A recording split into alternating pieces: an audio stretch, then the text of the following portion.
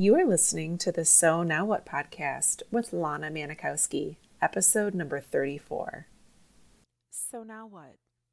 These three words raced through my mind time and time again during my journey through fertility treatments. I tried desperately to have a child, but never was able. I yearned for a community to join that could understand my struggles. I couldn't find one, so I created one with the So Now What podcast. I love that you found us. Hello, beautiful people. With Mother's Day going on May 1st in the UK and on May 8th here in the United States, there are a ton of emotions coming up for those of us in the infertility community.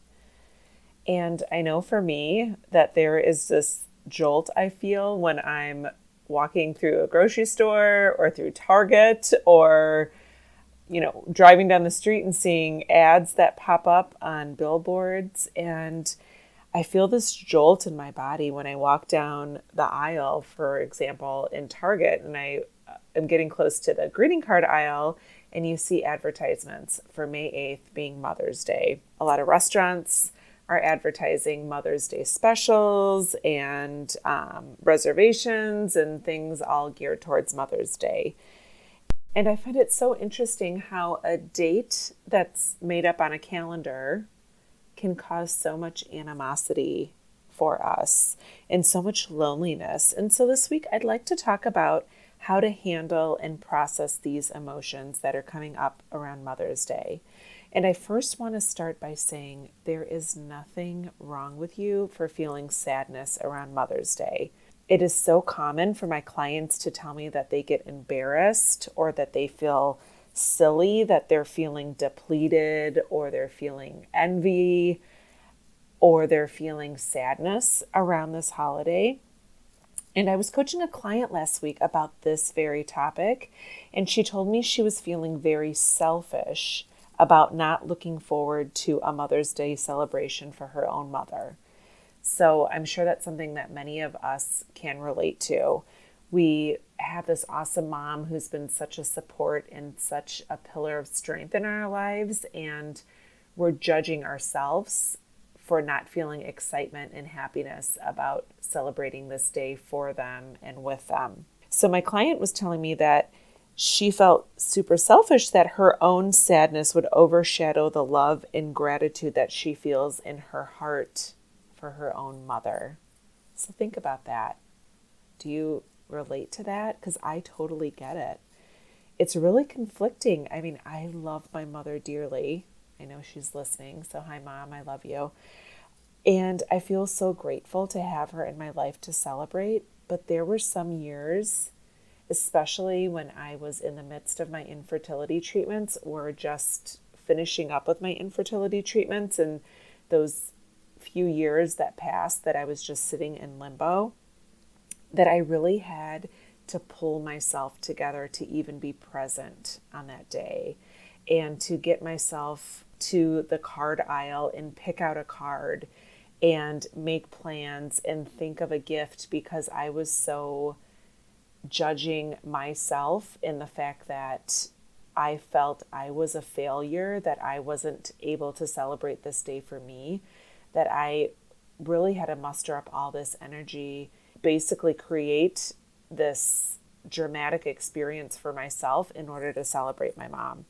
So I just want to tell you that you should not be judging yourself. If you are feeling this way and thinking this way, you are just not alone.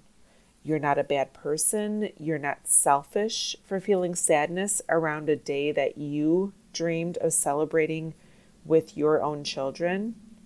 So we can begin by just deciding that we are going to love ourselves and telling ourselves, of course, Lana, this is going to be a sad day for you.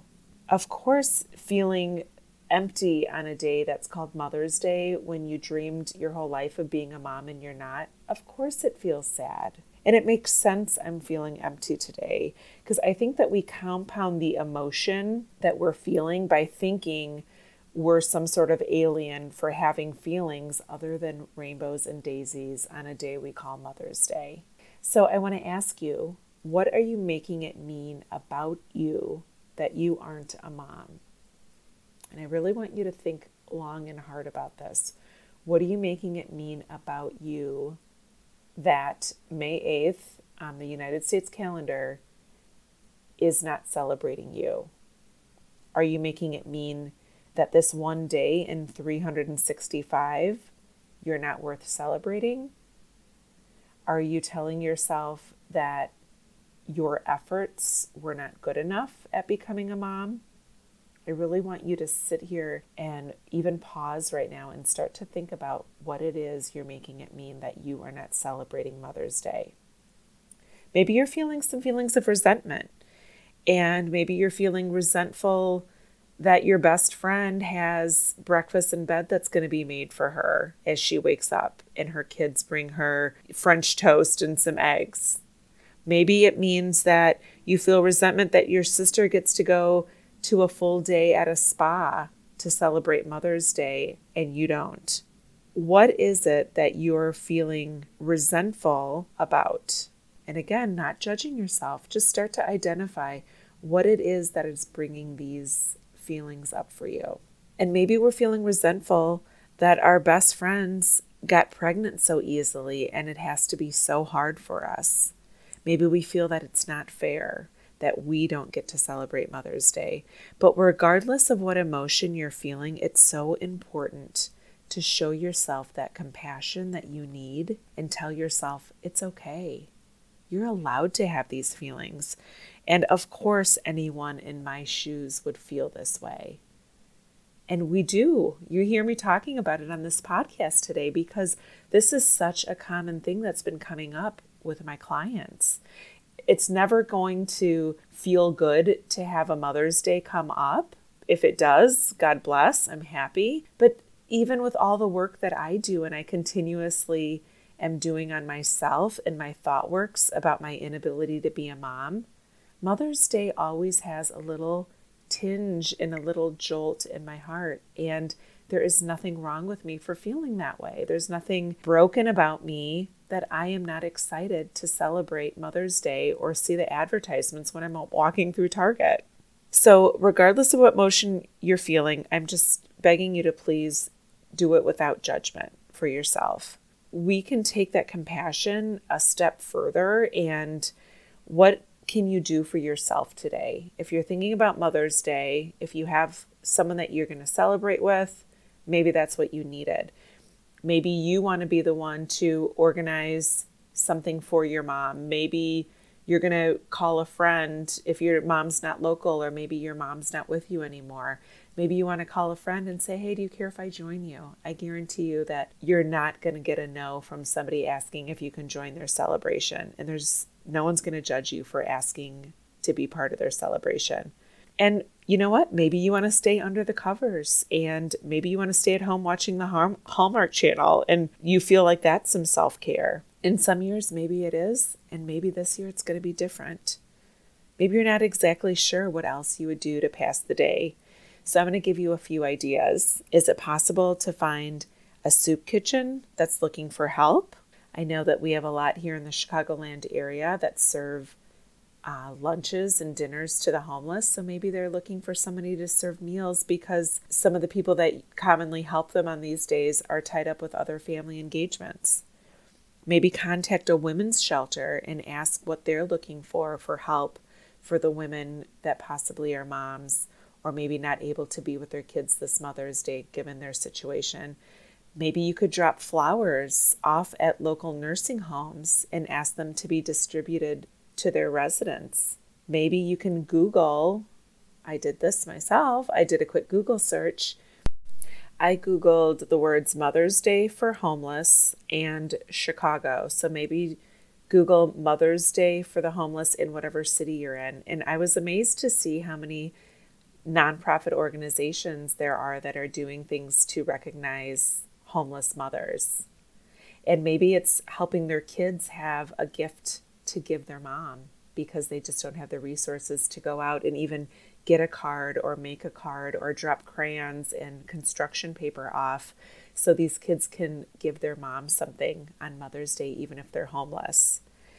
And what I decided for me to do and to start to create is the Others Day and my Others Day brunch that's going on here next Saturday in Chicago on May 7th. I know that I will find joy.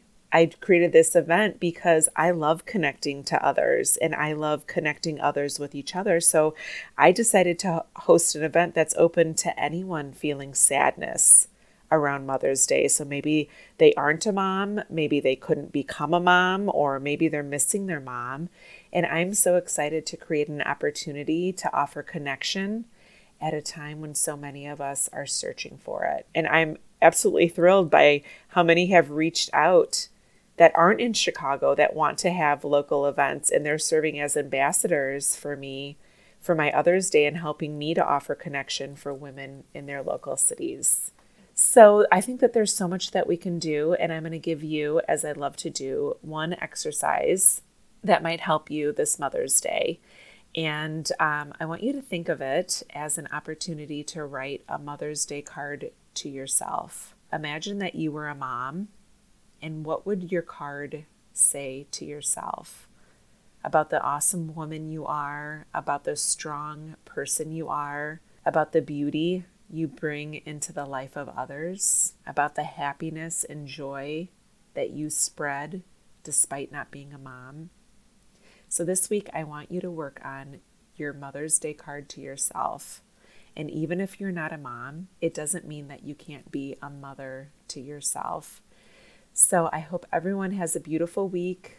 If you're in Chicago and you are just hearing about Others Day and our Others Day brunch, please go on stitchcoaching.com/othersday and reserve your spot. It's only $20 for our awesome brunch buffet. We have an awesome goodie bag that is full of lots of nice treats from local vendors here in Chicago. And we have a great group of women. Some I've yet to meet and some I know, and we are just going to have an awesome time on May 7th.